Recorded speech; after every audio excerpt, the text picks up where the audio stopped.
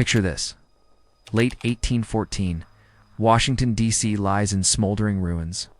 British armies prowl across American soil like wolves circling wounded prey. Fresh from crushing Napoleon himself, the most powerful empire on earth has turned its full, terrifying attention toward the fledgling United States of America. This was supposed to be the end, the final chapter. The death of the American experiment. In late August, Governor General George Prevost marched into New York with an army of battle-hardened veterans. The British had a plan they hoped New England's Federalists, bitter opponents of the war, would rally to their side. Just as America once dreamed Canadians would turn against Britain back in 1812, the British now expected Americans to betray their own country. They were dead wrong. No surge of traitors came, but honestly, it didn't even matter. So, the Royal Navy dominated the oceans with unchallenged supremacy. There was just one problem: Lake Champlain. This single body of water stood between Prevost and total victory because, without controlling it, his army would starve. September 11, 1814, a British naval squadron attacks the 14 American vessels defending Plattsburgh, confidently expecting another easy win. Big mistake. The Americans had anchored strategically near shore, forcing the British into a killing zone on American terms. What happened next was carnage. American guns shredded the British fleet to pieces.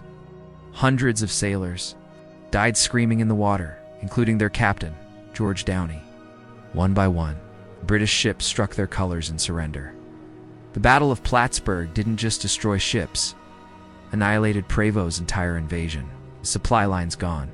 He had no choice but to retreat back to Canada with his tail between his legs. But the British weren't done. After reducing Washington to ashes, they set their sights on Baltimore. September 12th, they forced a landing at North Point, routing the American defenders. Victory again, but it cost them dearly. General Robert Ross, one of their finest commanders, fell dead on the battlefield. His death barely slowed them. British forces pressed forward to Baltimore itself, where desperate Americans had barricaded themselves inside Fort McHenry. What came next was apocalyptic. Early morning, September 13th, the Royal Navy opened fire.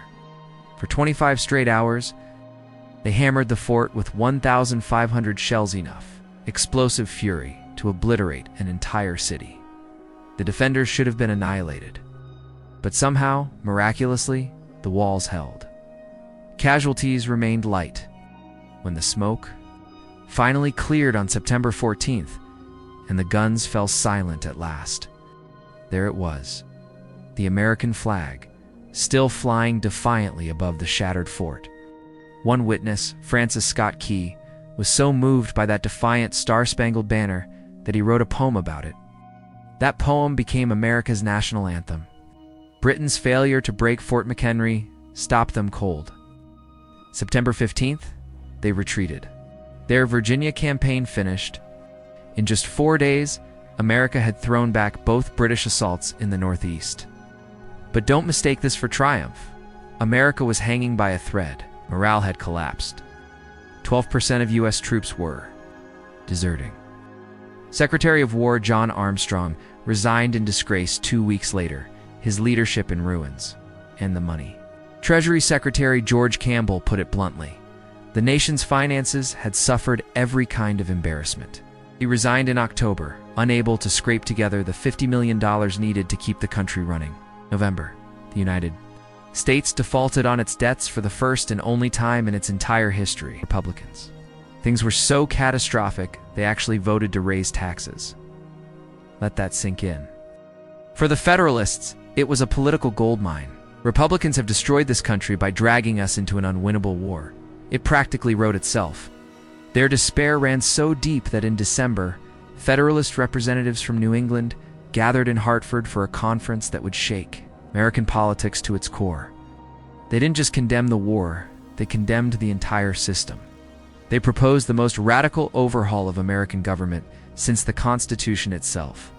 Their demands were explosive: eliminate the 3/5 clause that gave slave states extra power, ban admission of new states, strip the government of embargo powers, acquire a supermajority to declare war, limit presidents to one term, signed their declaration and sent it to Washington in January 1815. But they had no idea what was coming. Events were unfolding that would make them look like fools. Throughout the war, Madison had been desperately searching for peace. March 1813, Russia offered to mediate between America and Britain. John Quincy Adams, America's ambassador to Russia and future president, jumped at the chance. Britain refused. They didn't need Russia's help, but they did agree to negotiate. In Belgium, Madison sent Adams back in August 1814, supported by heavy hitters including Henry Clay of Kentucky and Jonathan Russell of Rhode Island. 4 grueling months of negotiations followed. But here's the thing. America's diplomatic team was arguably the finest ever assembled.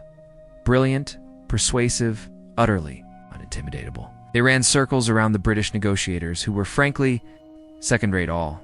The good diplomats were busy cleaning up Napoleon's mess. Britain's opening demands were brutal. A permanent Indian reservation in the Northwest. American demilitarization of the Great Lakes, hand over Maine. Grant Britain trade privileges on the Mississippi. The Americans told them to go to hell.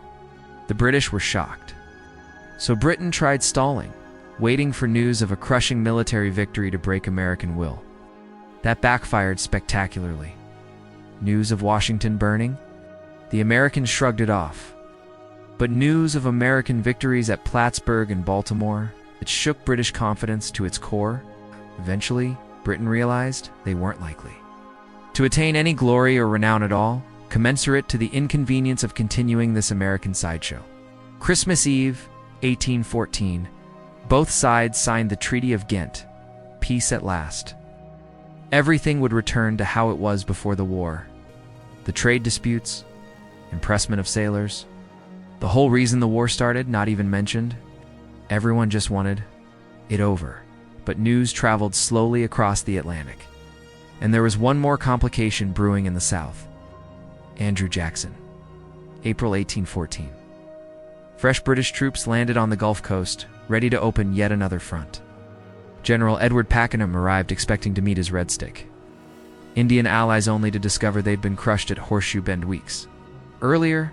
There weren't enough Indians left to support any offensive, so the British and Indians harassed American positions while waiting for reinforcements. Spain and Britain, cautious allies thanks to European politics, allowed Britain to operate out of Pensacola in Spanish Florida. Andrew Jackson wasn't having it. November 7, 1814. He stormed across the border with 4,000 men and attacked Pensacola.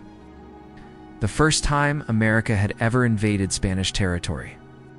The Spanish surrendered quickly. They didn't much like the British either, while withdrew with minimal losses. Jackson's audacious strike reignited the war's southern theater in its dying moments. He marched his men back to New Orleans, knowing exactly where the British would strike next. He was right. Admiral Alexander Cochrane and General Pakenham were preparing a massive invasion at the mouth of the Mississippi even as peace. Negotiators in Belgium were finalizing the treaty. January 8, 1815, as that peace treaty sailed across the Atlantic. Pakenham's 8,000 troops landed outside New Orleans. Jackson had spent 2 months turning the city into a fortress. When the British appeared outside the walls, they discovered just how ready he was. What followed was a massacre. 300 British soldiers dead, including General Pakenham himself, 1,200 wounded, 500 captured. Before sunset, the British were fleeing in disarray. American casualties: 12 men, 12. The Battle of New Orleans was the most one-sided victory of the entire war. Andrew Jackson became America's greatest military hero overnight. News of the victory reached Washington days later and exploded across the country in wild celebration. And the timing, absolutely perfect. The news dropped just days before New England's Federalists published their Hartford Declaration, condemning the war and demanding government reform. The reception? Hostile doesn't begin to cover it. The declaration was seen as bitter, delusional, even treasonous. It destroyed the Federalist Party's reputation so thoroughly they never recovered. The party of Washington and Hamilton limped on for a few more years before disappearing into history. And it all happened right before news of the Treaty of Ghent reached Washington on February 13, 1815. Most Americans genuinely believe that Jackson's victory at New Orleans had forced Britain to surrender. They had no idea negotiations had secured peace weeks earlier. Nobody rushed to correct them, certainly not President Madison or the Republicans, who triumphantly declared it a tremendous American victory. Here's the thing. While it raged, the War of 1812 was probably America's most hated war until Vietnam. Militarily, mostly embarrassing. The economy, ruined. The capital, burned to the ground. But in those final weeks, America somehow spun catastrophic defeat into glorious victory. Jackson's triumph at New Orleans washed away the failures, letting Madison emerge singing songs of victory and patriotism. The War of 1812 produced no territorial changes, didn't reform the government or revolutionize warfare. Around 2,000 Americans died in combat, plus thousands more from disease. But it left its mark in unexpected ways. The legend of Old Ironsides, Andrew Jackson's meteoric rise, Federalist Party's collapse, the creation of the Star-Spangled Banner. It mattered desperately to the Creek and Shawnee, who suffered devastating defeats that changed their nations forever. It transformed Canada, where victories like Queenston Heights in 1812 became defining moments of Canadian identity. When colonists stopped thinking of themselves as merely British or French and started thinking Canadian, and in America. This was the first real test of the American experiment against an enemy that could match them blow for blow. Shared suffering forged shared identity, created national unity and pride that outlasted the war itself. Why is one congressman? Put it, the people were now more American. They feel and act more as a nation. So while the War of 1812 is easily forgotten today, it played a vital role in making the United States what it is. America would fight far bigger wars with higher stakes and greater casualties. But the very idea of the United States and the anthem that embodies that idea will always owe a debt to this overlooked, chaotic, improbable conflict.